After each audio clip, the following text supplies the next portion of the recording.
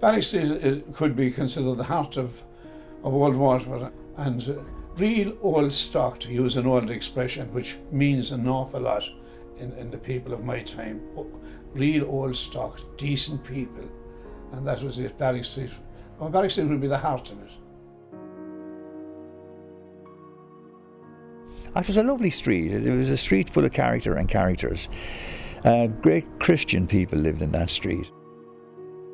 The origin of the name Barrack Street, of course, obviously, it's because of the existence in the street of two military barracks, the infantry barracks and then the artillery barracks at the top of what is now Carthages Avenue.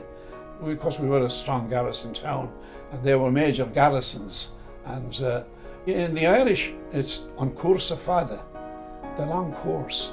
Now, they must have preceded Barrack Street. But the very old name for it is Fada Road, or the Fada, which translated from the Irish means a green. And indeed, some of the older maps you will see this referred to back in the 1700s as the common green. If you translate it from the Irish, it means the Fada, which is the green of the Stokeen of the barley stooks. And you know, when they got it a barley up to fairly recent times, they had it in what was called a stook. So it's essentially, this is where the people of Waterford city grew their crops, because they obviously couldn't grow it within the city.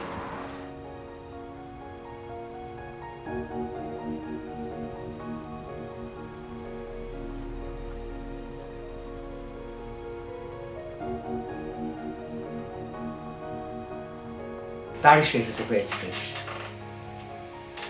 I suppose it was the last shopping street before you got up into the original new suburbs of Ardnarania and Congress Place and Griffith Place. You know, so it was always a great shopping street. Now, small shops, but then they were the only kind of shops you had then. When Mrs. Tracy had a shop at the top of the street, she sold sweets up there, homemade sweets. Now, a JCB wouldn't break the sweets, they were so hard, you know. So you're guaranteed to get the suckability in them was fantastic. You could be sucking it for 2 days and you might only take it down, diminish it slightly, you know. There was an old sweet shop factory at the end of Barrack Street. They used to call it the Money Ball. And they used to make little roundy money balls, they called them. They'd be a coin in it if you were lucky enough to get it. And they were pink. And inside you could get a little ticket. And if you were very lucky, you would get a threepenny bit, as they called it at the time, or you might get sixpence. And everyone from Bangin, they were hard. And from Bangin, off the side of the wall was all pink at the side. And you'd be weighing and them. you might get nothing at all. Remember, you'd be weighing and one, and that's heavier than that, you know. One of the most famous characters of any street, never mind say Barrack Street, he was a Protestant bishop called Daddy Curtis. And he and his daughter used to work down there with nothing, only natural herbs. Oh, there was Daddy Curtis. Daddy Curtis, yeah. This man was a herbalist. He was a herbalist. And no matter what you had wrong with you, when we were kids, if we were off out the country, as we did at that time, you'd often see this man and he'd be picking all the herbs from the earth. Often you see him going out with either a dog or a goat pulling a lovely little truck behind it, and they're walking out to collect herbs and collect flowers. And he had 10 cats in the shop, and I had to clean it every Monday morning. How much were you getting a week done with Daddy Curtis? £0.50 a week. £0.50 a week. Big money, right? For many hours. That was good money. It was good money, wasn't it? 6 days a week. 6 days a week. Yeah. Little small man he was. Little small man, the dapper of a man, you know what I mean? Very fast on the feet, and the wife was the same. Two small people. He always wore a white coat. And, he did, yeah. Hair he had white hair. Grey hair like myself. Yeah. To outsiders not from the street, he would have been a sort of an eccentric man who was doing something that, you know, might not too fashionable, but deep down he was a religious man that put God first and foremost. Other side of Mount Sion, there was Matty Nolan's, which is now the rice, restaurant and guest house. Matty Nolan was there, Matty had a vegetable shop, but it was also a refuge for rebels, because fellas on the duck from school, or the mooch as we used to call it, went into Matty, and you were cosseted, you were put under the counter. Matty had talked to them for the rest of the time. Brother, come and get in quick. And the brother come in. Matty, see any lads around here? No, none of them came in this morning. Well, they came in by Dilliska, all right, but Dilliska should have had as a seaweed, an edible seaweed. They came into by Dilliska, and one or two bought apples. You have none of them here? No, none of them here at all. They wouldn't dream of keeping moochers. Brother, go off and we'd have resume the conversation with Matty, but you pay for the following day and you went in. And then there was a pub, now that I think of it, Batterberries. Oh, Now, God, the very, yes, very old yeah. Batterberries.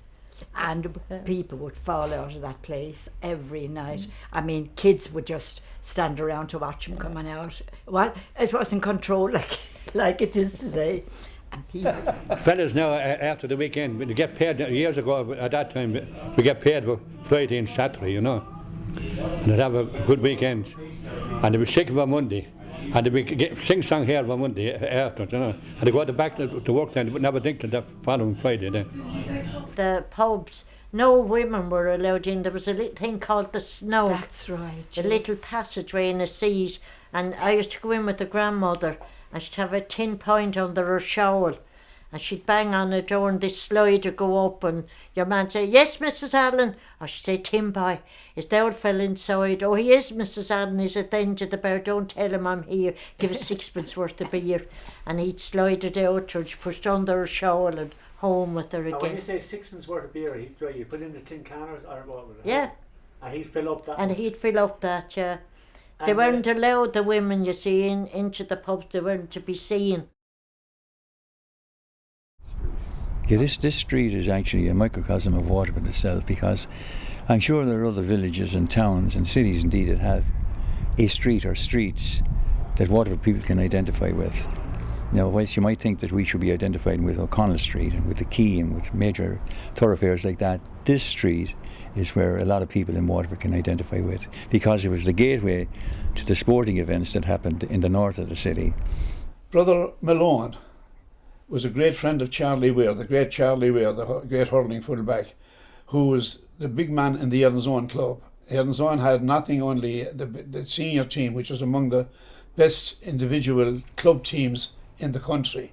And Brother Malone approached Charlie and asked him, he said he had a group of boys who on leaving school had nowhere to go, nowhere to continue their hurling, and he asked them if he and Erdenzone would take over these.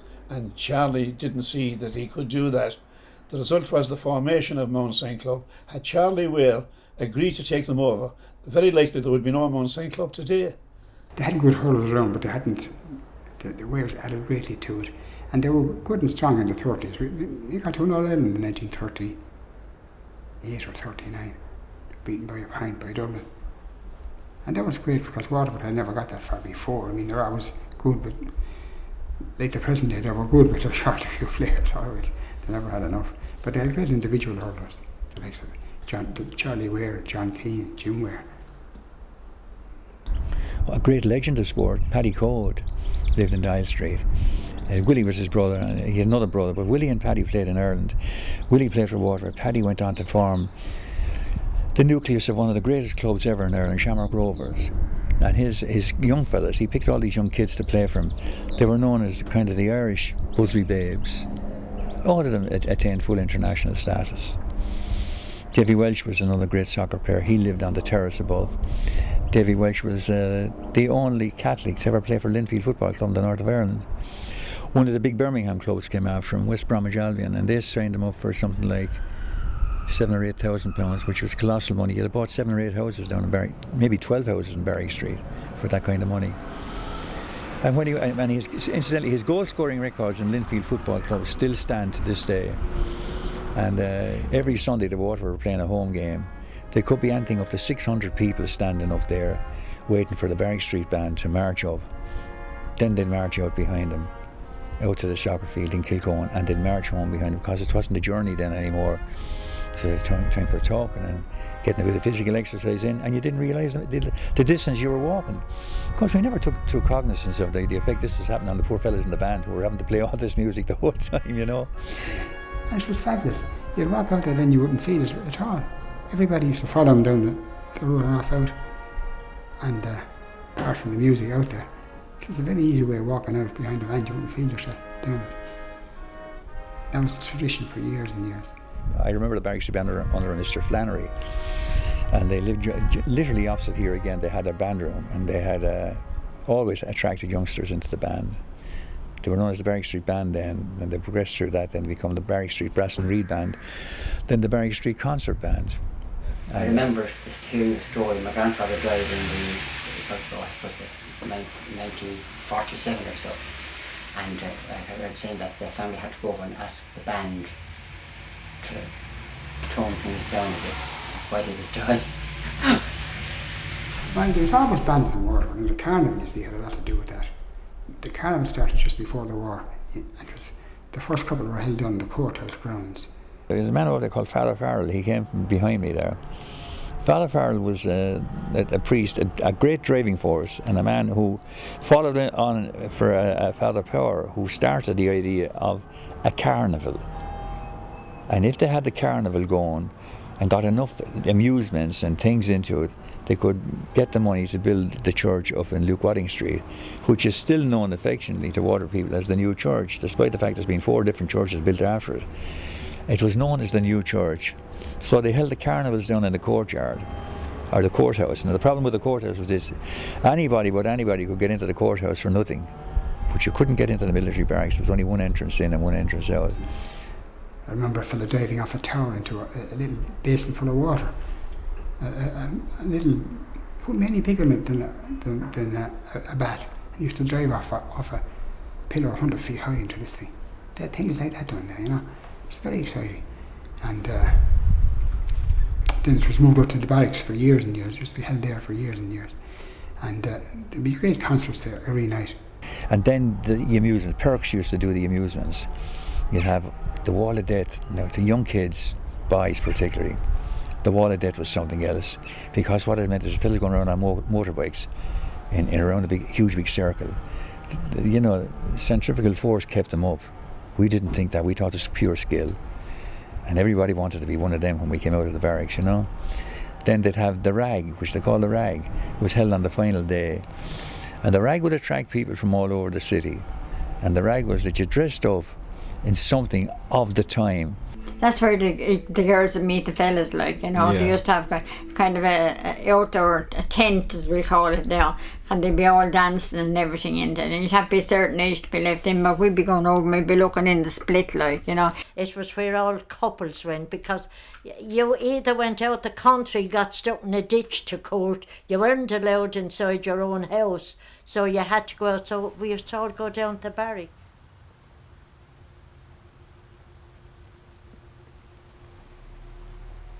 Well, the barracks was actually begun construction in 1799, just after the 1798 rebellion. And it had a checkered history right up to the War of Independence and the truce. It was then taken over by the Free State. In later years then, it was almost the domain exclusively of the FCA and the Slua Mirror. There was the maritime inscription, that's now known as the Slua Mirror. The maritime inscription consisted mostly of fellows who were interested in sailing and who knew a bit about the sea, so they joined this maritime inscription. There was a lot of gags used to have about them. When these fellows are paraded in uniform, everyone would say that it was the only navy in the world where you went home to your dinner on a bicycle. But we had no ships, we had nothing. Every man in the LDF was issued with a Lee Enfield rifle that dated back to the Boer War. Every rifle is dated as well as numbered. You had a bayonet from the First World War, and you had 25 rounds of ammunition, full stop. That's 25 bullets. That's all you had. We didn't have any equipment. And neutrality was important, that we defended. We had a plane crash in Barrack Street. And the plane crash in Barrack Street, it consisted of a light aircraft that the British Army, the Royal Army Air Corps I think it was called, used to use between military barracks. As you see, any troops that came to Waterford never came by road, they came by sea. They either came from Dublin by sea or by Cork by sea, which meant that straight away there was no one going to be killed, there was no one going to be ambushed or anything like that, so you could move them around like that. And but the way they got the letters and the information to and small items to Waterford would be, a plane would take off and swoop over the camps that were down there. Kilkenny would have been one, Clonmel down to Waterford, and then bang, pull her up, get up to a bit of height, then dive down over the military barracks, and the co-pilot or whoever it would be would throw out a package of reinforced stuff with all the letters and whatever he had into the barracks. So as he did, the pilot then pulled her back, and suddenly the plane went from went a chuk chuk chuk chuk chuk, and he barely got over the gate, and he got up over the gate and then slammed into the top of Batterberry's pub. Everyone had a pub or a shebeen of some description where they could cater for the needs of the occupying forces, because these fellas had money to spend, number one, and number two, if they were going into Barrack Street, they weren't going too far away from the home base, and they could drink their brains out over here. And it was an awful loss when the British Army moved out of the barracks, of course, because the Irish Army only ever had a very small garrison down there, and they wouldn't make up for all the business that was lost by these soldiers who drank all their money and spent all their money down there. For recreation, for gambling, the British Army troops off duty would come across to the now entrance to Ballybricken Church, which is at the top of, in brackets, 5 Alley Lane, and they would play a game of skittles called fives. So instead of having 8 skittles, they had 5 skittles.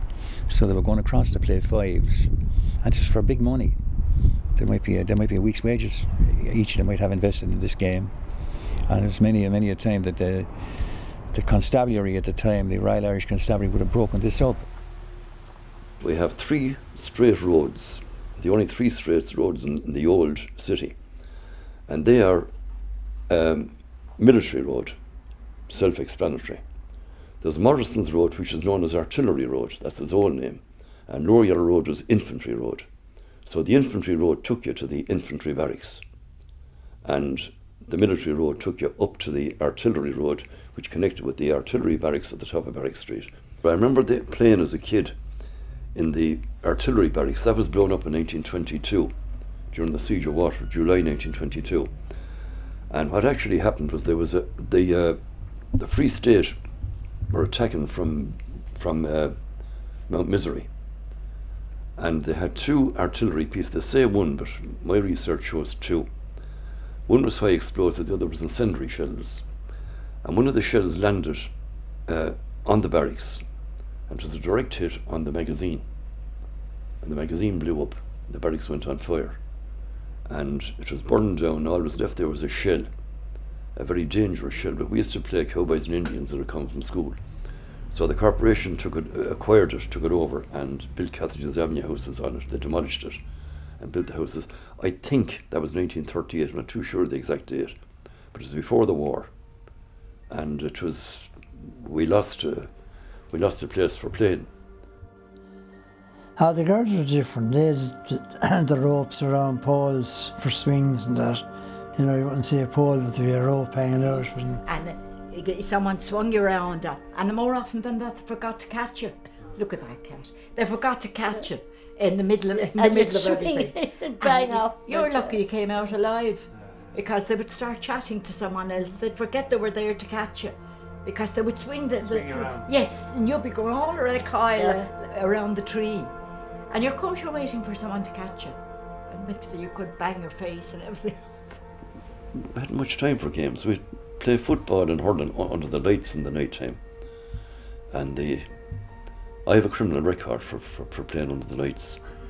A guard caught me and I was fined £0.5. There'd be silent cycling. That was the only crime that was committed at the time. Silent cycling guards go around, try to pounce on you. But back in the old war days, I mean, to get a ball was a big thing. You know what I mean? You wouldn't get and often the rubber ball you'd have might tear. And a friend of mine, his father was a tailor, and he'd stuff the ball with bits of cloth and sew it up and we'd be playing with that, no bouncing it anymore. But if you got a belt, but you know you were alive, you know what I mean? Big thick ball hit you in the face. But no, you made do with the circumstances of that time. We'd get bicycle wheels were very important, because bicycle wheels, you played a game, or we played a game with bicycle wheels. We got a wheel, a piece of stick, and you put it along the road in front of you. You called it nacing, Naasing, nacing, racing, a corruption of the word racing. And you naced your bike home, and actually you could run twice as fast if you were nacing it, because you wouldn't be tired. You were concentrating on keeping the wheel in the centre of the road, you know. And you went in to see, when you were a child, you went in to see everyone who died. How terrible was that? And you went in to see everyone, you said a little prayer. You weren't a bit afraid or anything, it was kind of a little novelty. And we got biscuits and we got lemonade. But that's all we went in for. We didn't pray. I'm sure we probably knelt down and said a prayer. What was quite popular, if that's the word back then, when I was in primary school in Mount Sion, just next door, was that my fellow classmates used to go coming into the funeral home to have a look at the dead bodies who'd be reposing, of course, at the time in our funeral home. So they'd all sneak in, of course I'd go in with them, tentatively open the door and peek in. Some wouldn't go in, and some would walk in maybe a foot or two and run out again, but it was something you don't see anymore. And then you had the crying women. Right, yeah, tell us about them. Yeah, sixpence. You'd buy 4 of them. No, I was never at a funeral they where were, Nanny Allen had them, yeah. No, I never. And they'd be half drunk anyway. And you paid them the sixpence. Sixpence. They'd come along and they'd cry for you Yeah. at the funeral. Yeah. And would they have certain prayers, they'd say? Or? Well, they probably did made up prayers of their own. If I know them, I can imagine. But there was a name on them. There was the name. There was for a. them. Oh, I forget. The Shawneens or something, wasn't it? I don't know. There was a name. Something like that anyway, but they did a good job. But it was the done thing that people cried and roared, and the louder they cried and the further they were heard, it was a good week.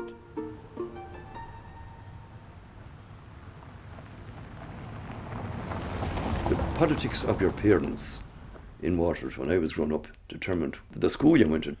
No, a royalist or pro-British went to De La Salle. A Republican went to Mount Sion. It was as simple as that. There was historical reasons for it. The Christian Brothers were an illegal organisation, so they got nothing from the state. De La Salle were brought here by a bishop, a Dr. Power, who hated the Christian Brothers, and he wanted their influence curbed, so he brought in the De La Salle Brothers.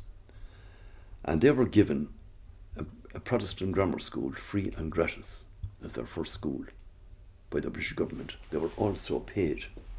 The brothers existed for generations without participating in the national school system as operated by the British. One of the reasons being that it was required that on the visit of an inspector, all statues visible in the school would be removed or covered. The brothers never accepted that. Now, when the school inspector was going around, remember he was a government appointee. When the school inspector was going around, statues were removed from the classroom in De La Salle. The crest here, strange enough, over Christian Brothers Monastery is the De La Salle crest. And at the time the monastery was being built, the brother superior here at the time insisted that the Christian Brothers were actually an offshoot of the De La Salle Brothers, which is absolutely incorrect. So he insisted on the De La Salle crest being put on over the door. Now it's the only monastery, the only Christian Brothers monastery that has a De La Salle crest. Rice was illegal, and was illegal for many, many years. It was illegal until the native government was set up. They never got a penny from the state. They were illegal because under the Act of Union of 1800, no new religious order could be founded. Rice started 1802, so he was outside the pale the whole time. He did his own thing. He did his own form of education. There is no rebel that I know of like him. He also arranged that every boy attending school would have a reasonably full stomach, because, to quote Rice, an empty stomach is an empty brain. And he maintained if your stomach was empty, your brain couldn't function because it was concentrating on the stomach. So you got a half loaf of bread and a cup of milk, mug of milk every morning, if you didn't have a breakfast. And that went on for well over a century in Mount Sion. During the war, for people who had no father, right? They had a little scone and a small little bottle of milk. And I applied for it, because my father died when I was a year and a half, so I presumed I had no father. Now told me that I was getting the free milk, she was going to kill me. Like, I wasn't. They meant poor people who hadn't a father, you know what I mean? My father had a constant job, so I had shoes. But majority in my class went to school in barefooted in the summertime and in many cases the winter. If your shoes needed mending, it was common practice to mend them with the tire of a bicycle. And when you came out of these, you were bouncing along 3 foot tall walking on these tires. But they lost it, and they were good. But I tell you one thing, the guys who had no shoes, their feet were as good as leather. They were able to run down over cobblestones and everything, didn't seem to feel any pain. Whereas if I took off my shoes and you'd be feeling a prickle here, you know, they got quite used to it. There was a shop next to Mount Sion, which was like Aladdin's Cave, Bridgie Welch's. It's part of the school now. It would be about where the Mount Sion Hall is now. And I mean, she just served every schoolboy that ever passed through Mount Sion, up to when it was knocked down. But she had sweets, everything inside, and a barrel of paraffin. The shop was lit with gas. It was an explosion waiting to happen. The most dangerous shop I was ever in my life. Only afterwards I found out it was dangerous. At the time I didn't think it was, but it was gas lit, very, very dim light, and a huge barrel of paraffin oil up at one end. You smelled the paraffin oil the minute you went in. So people bought paraffin oil for their lamps because a lot didn't have electricity, and 9 times out of 10 the taste of sweet was impregnated with paraffin oil. So you had a cocktail. I'd say most people who went to school in Mount Sion can still get that smell of their nose when you went into the shop. Now, Bridgie Welch used to sell a cigarette and a match for a penny to all the fellas going to the secondary school inside Mount Sion. If you hadn't the price of a full cigarette, she'd sell you half of one. Sell somebody else the other half. Cut it in halves. Yeah. Very accommodating. And of course, the big thing was to be able to smoke then. If you could smoke, you were after making it, you know. So they'd get the cigarette and they'd get the match and they'd light it up. And where would you say they'd all sit? They used to sit on 50 gallons of paraffin oil. There was a big paraffin oil tank in there, smoking their brains out, little realising they could have obliterated Barrack Street. Never mind, say Bridgie Welch's. But then again, there was nothing wrong with cigarettes then, you know. I mean, there were none of this cancer business that we hear now, you know. It was just considered a dirty habit and it cost you money, so therefore you shouldn't do it. But health never came into it. And to the break from the school as well, you know, you wouldn't want to be in the schoolyard just playing, so you got out to Bridgie Welch's for a smoke if you smoked, or maybe we just called me Halfpenny Square toffee. That Halfpenny Square was a status symbol, because if you had a Halfpenny Square in your mouth, you were the king. And you're not going to believe this, but nowadays they talk about hygiene. If something falls on the ground, don't pick that up, there could be germs on it. The big thing you did when you had a Halfpenny Square, someone said, "Can I have a suck off your square?"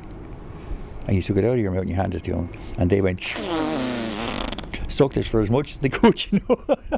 Then they handed you back your square. But as the fella said one time, there was eating and drinking in him. You know, I put it into your mouth and you could have a good half an hour to an hour sucking this thing, you know. Dare you do it in school, because if you were asked a question you couldn't answer with the Halfpenny Square in your mouth. Now, Edmund Rice wanted to extend his school, so he wanted that piece of land. And he bid for it, and he bid against the bishop, who was an autocratic villain by the name of Hussey. Hussey was so important to the British they gave him a military guard of honour when he was being consecrated above in Dublin. Never had. During the penal days. Shouldn't have happened, but they did it. That'll tell you how fond they were of Hussey. So Rice outbid him and built his school there. I had, through my family, a reverence for him and what he stood for at a time when the brothers themselves tended to tuck him into the background and to not.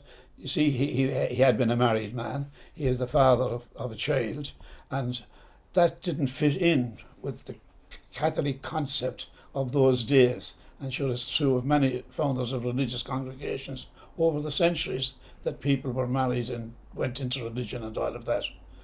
We buried him up in the grounds of the monastery.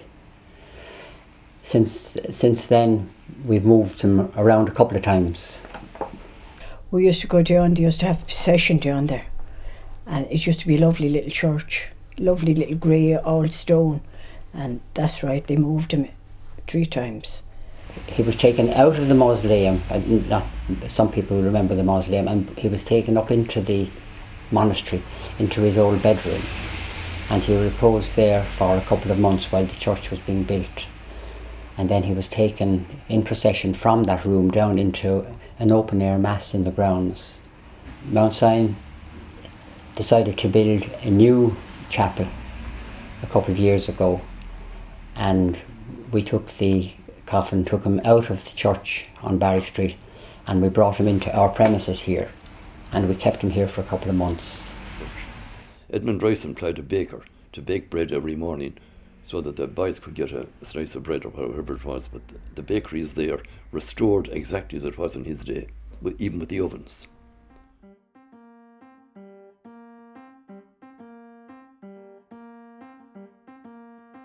Most people went to the shop, not necessarily for the type of bread we associate nowadays, but because many women baked at home.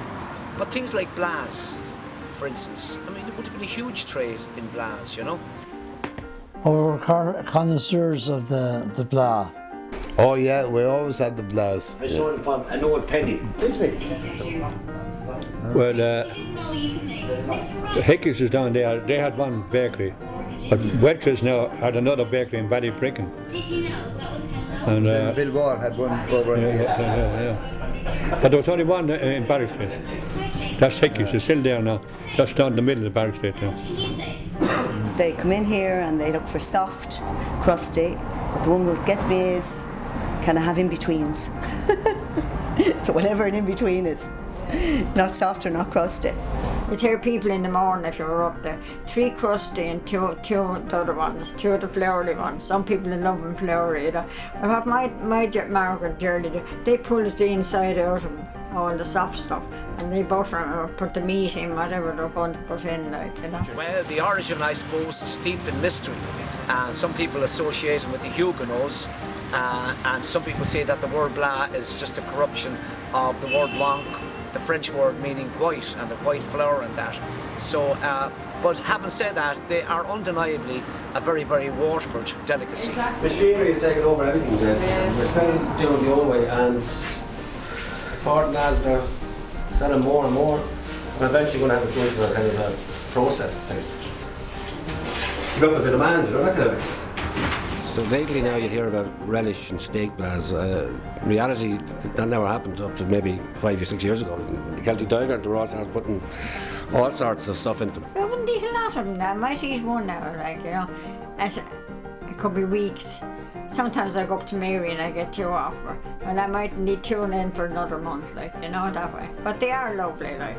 Although, to the saying at one time, people say, she's a proper blah face. That wasn't a very nice compliment. French flat face or a blah face.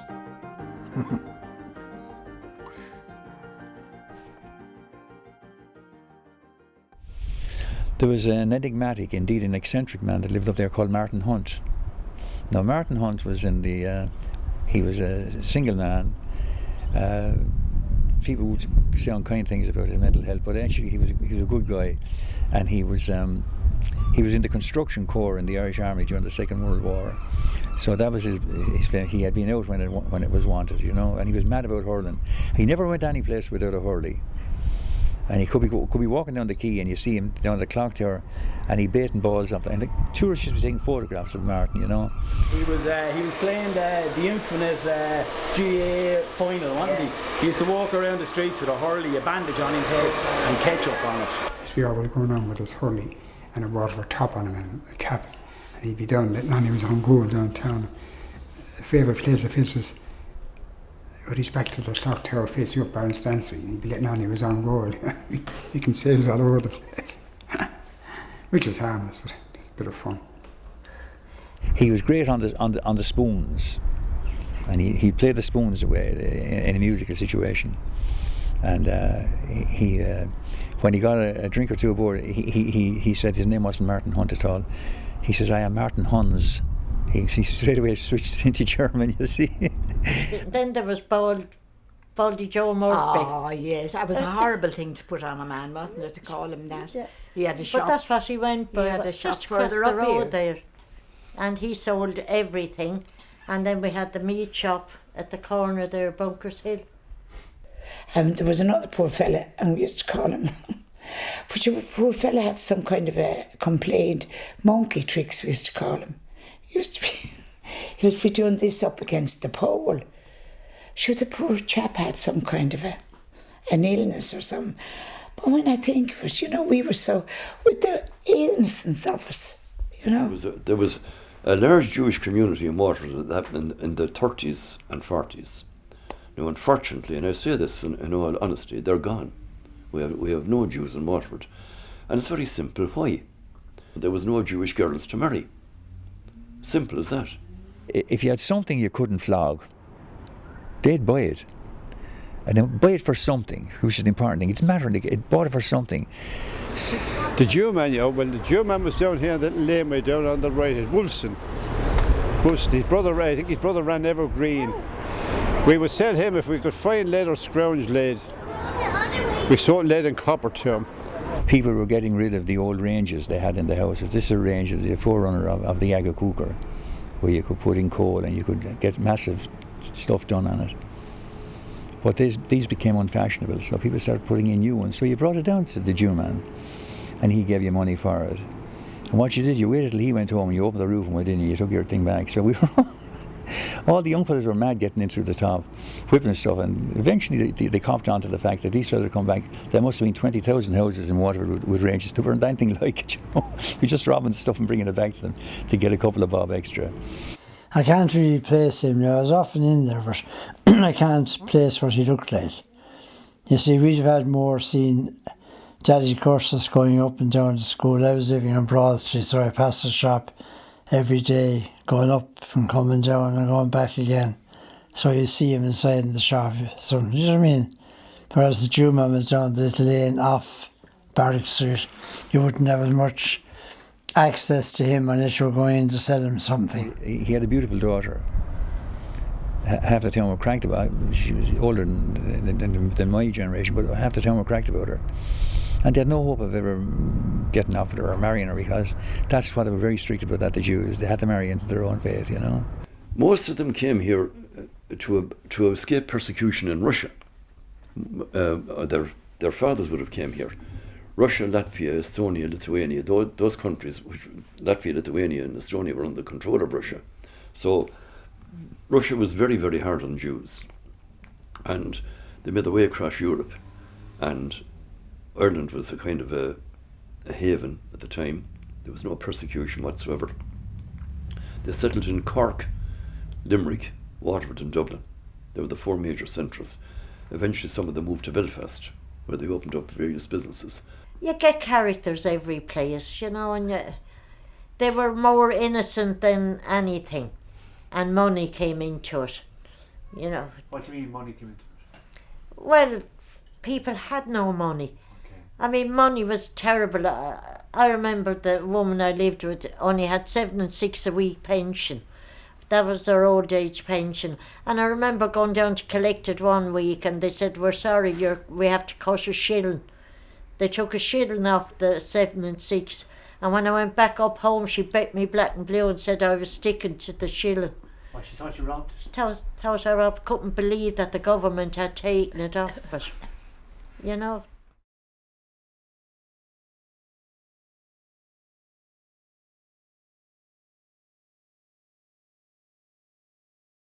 There's more lanes down here in Barrack Street than they do in Albion, but they're all locked up.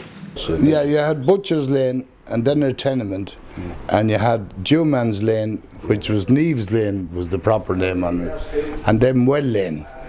Yeah, 3 different lanes. Well, there were 3 different laneways. Yeah. They call it Butcher's Lane, eh? God, when you think of the lovely names down there. Wheelbarrow Lane. Wheelbarrow Lane was called Wheelbarrow Lane because you only get a wheelbarrow down it. 2 houses on either side. There was a flag maker down Harrington's Lane, and there were hucksters and every occupation down in the lane. All the lovely lanes that we had. And some people came out those lanes were brilliant. Originally a lane down between the pub, which is now Ryan's, which was John Keane's originally. There was a lane down by the side of that called Pump Lane.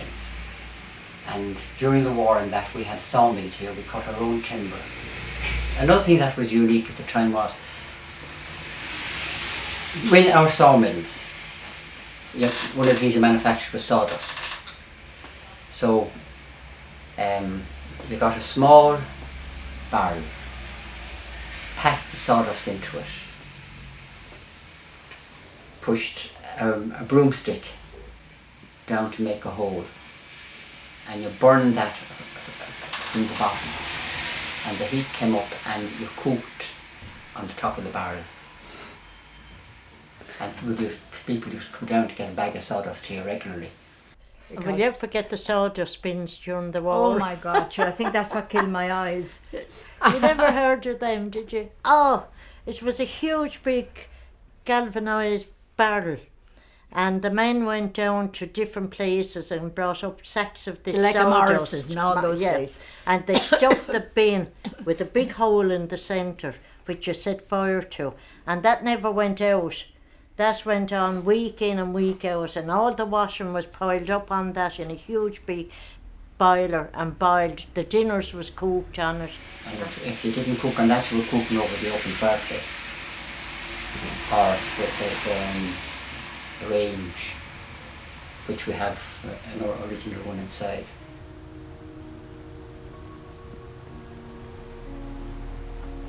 Well, you'd miss all the little huckster shops that are gone there, the supermarkets that are doing away with all them, you know. The only shop up in Barrack Street now is Bar, which is like a supermarket. All the little friendly shops that were run by families. You know, you could go in and have a chat, all that's gone. I tell you, the people in them days were really friendly. They all used to talk to one another. People don't talk to one another anymore, don't they, you know? And they used to go in there to one another's houses. That's all finished, like, you know. Yeah. You never see a person going in. You never see a person's door open. People used to sit outside the door in them days, but they don't do that anymore either. For the people, times have gotten better insofar as like conditions of houses and living conditions. But I think it's with great fondness that people my age would remember people like Daddy Curtis. We're up around the corner on a Saturday morning, I go over and I get the tripe. My grandmother would send me over for tripe for the dinner. And it's you know, it's all those childhood memories that I suppose in older age that we cherish. You don't know who your neighbours are anymore. Everyone knew who their neighbours were years ago, and everyone helped one another. But now you don't know who your neighbours are. Most of the houses rented out and people moving in and moving out, moving in and moving out. We had our children here, like, you know, we'd say to them, like, a day like today, maybe we'll go to Tramore tomorrow. Now, that'll be on the train. Maybe we'll go to Tramore tomorrow, if it's nice, like, you know. And you get up and the next thing it might be kind of rainy. No, we can't go today. And they'll be standing at the door there looking down back. The blue sky is coming up Barrack Street. We'll go, we'll go.